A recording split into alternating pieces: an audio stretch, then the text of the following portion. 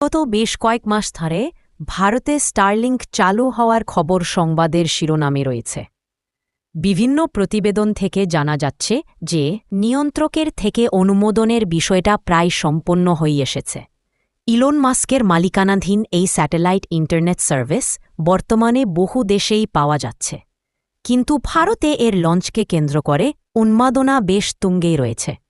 আসলে গ্রাহকরা মহাকাশে অনেক দূরে অবস্থিত স্যাটেলাইটের মাধ্যমে ইন্টারনেট এই সমস্ত চর্চার বিষয়টা ছাড়িয়ে দেখতে গেলে অবশ্য আমরা স্যাটেলাইট ইন্টারনেট পাওয়ার সম্ভাবনা নিয়ে উদ্বিগ্ন, কারণ 5G এবং ফাইবার ব্রডব্যান্ডের মতো অন্যান্য ধরনের ডেটা আবার নেটওয়ার্ক ইন্টারনেট পেনিট্রেশন চালিয়ে নিয়ে যাওয়ার প্রধান উৎস।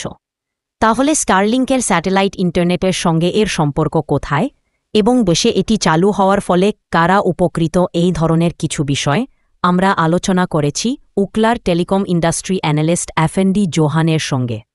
আসলে এই ব্যবসার গতিপ্রকৃতি বোঝার জন্যই এই আলোচনা। শুধু তাই নয়, এর পাশাপাশি স্যাটেলাইটের মাধ্যমে প্রদান করা ইন্টারনেটের জন্য কত টাকা দিতে হবে মানুষকে, সেটা নিয়েও আদিত্য শ্রীরাম। খুব শীঘ্রই তো ভারতে চালু হতে চলেছে স্টারলিংক।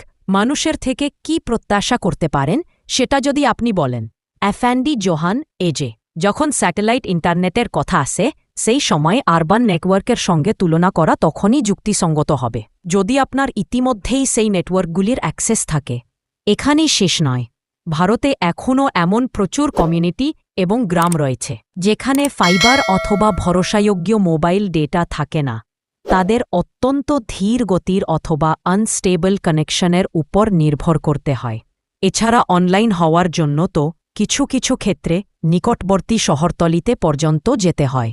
আর ধারাবাহিক আপটাইমের সঙ্গে 3 থেকে 50 মেগাবিট অফার করতে সাহায্য করে স্টারলিংক, যা এক্ষেত্রে একটি বিশাল আপগ্রেড। অনেকেই কিছুই না থাকার সঙ্গে স্টারলিংকের তুলনা করছেন। আর হ্যাঁ, দামটা এখনও বড় একটা বাধা, সে বিষয়ে প্রশ্নেই হয় না। কিন্তু এটি দুর্দান্ত পরিবর্তন আনবে স্টারলিংক এস। আপনি এমন এলাকাগুলির কথা বলছেন যেখানে নেটওয়ার্ক পাওয়া যায় না, তাহলে স্টারলিংক কি শুধু দেশে এই একমাত্র সেগমেন্টই মনোনিবেশ করবে? এই যে ভারতে আমরা মূলত প্রাতিষ্ঠানিক ক্ষেত্রে অথবা স্কুল বা স্বাস্থ্যকেন্দ্র, সরকারি অফিস, এমনকি ছোট ব্যবসার মতো শেয়ার ব্যবহারের ক্ষেত্রে এই ট্র্যাকশনটা দেখতে পেতে পারি। এই ধরনের এন্টিটিতে অবশ্য খরচের বিষয়টা সেভাবে মাথা ব্যথার বিষয় নয়, কারণ এরা একটি সমগ্র কমিউনিটিকে পরিষেবা প্রদান করেছে। তাই যখন বন্যা এবং সাইক্লোন মোবাইল পরিকাঠামোর উপর আঘাত হানবে তখন তা ভেঙে পড়তে পারে এবং পরিষেবাও থমকে যেতে পারে।